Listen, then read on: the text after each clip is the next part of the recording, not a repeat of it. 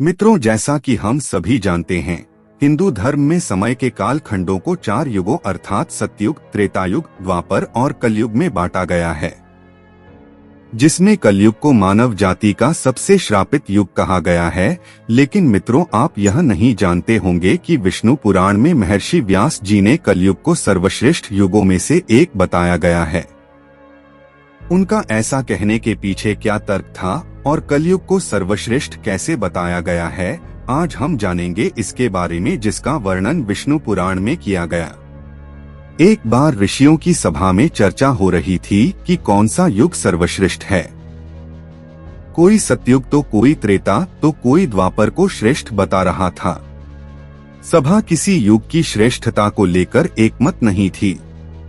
अंत में तय हुआ कि इस समस्या के समाधान के लिए महर्षि वेदव्यास के पास चला जाए। जब सब ऋषि वहां पहुंचे तो उस समय महर्षि व्यास गंगा में स्नान कर रहे थे। सब उनकी प्रतीक्षा करने लगे। उन्होंने जल में डुबकी मारी और ऊपर आने पर जपने लगे, कलयुग ही सर्वश्रेष्ठ है। ऋषिगण कुछ समझ पाते कि व्यास जी ने फिर डुबकी मारी और ऊपर आने पर कहने लगे, शूद्र ही साधु है, शूद्र ही साधु है। सभी ऋषिगण एक दूसरे की तरफ आश्चर्य से देखने लगे। इससे पहले कोई कुछ समझ पाता, व्यास जी ने गंगा में तीसरी डुबकी लगाई और ऊपर आने पर जपने लगे, स्त्री ही धन्य है। मुनिगण महर्षि व्यास के इस व्यवहार पर आश्चर्यचकित थे। उन्हें समझ नहीं आ रहा था कि वह कौन सा मंत्र जप रहे हैं।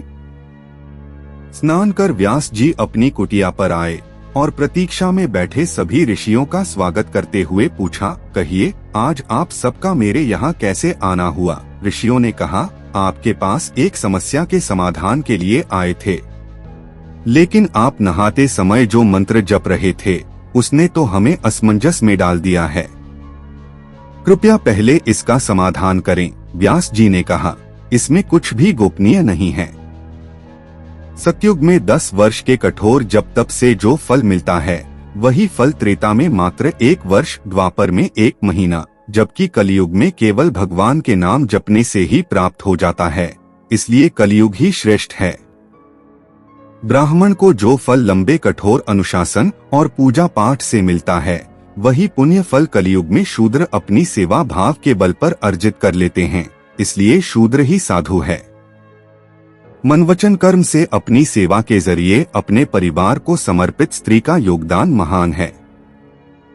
वे इससे ही पुण्य लाभ कमा लेती है, इसलिए वे धन्य हैं।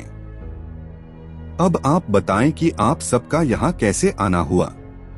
सभी ने कहा, हम जिस शंका को लेकर आपके पास आए थे, आपकी कृपा से वह दूर हो गई है। यह सुनकर व्यास जी मुस्कुरा दिए।